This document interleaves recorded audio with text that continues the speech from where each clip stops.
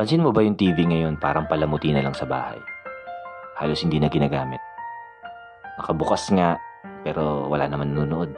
Bawat isa abala sa kaka-cellphone. Samantalang dati yung panonood ng TV, naging family bonding. Siguro dahil na rin sa teknolohiya ngayon, sa internet. O baka dahil din sa mga programang pinapalabas sa TV ngayon.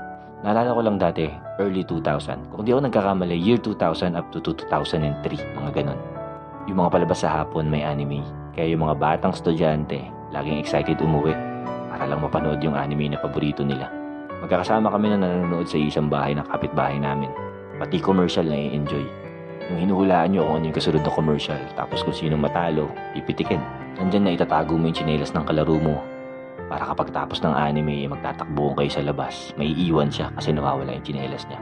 Tapos kung ano yung mga napanood nyong anime, gagayahin nyo yun sa labas. Pagdating ng alas 7, nasa bahay na yung mga bata.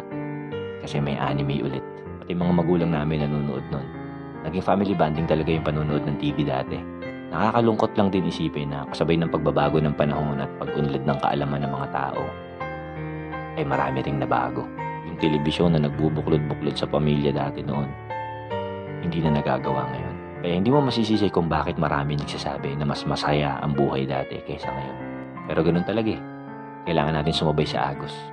Hindi ka naman pwedeng sumalungat. Baka ka malunod.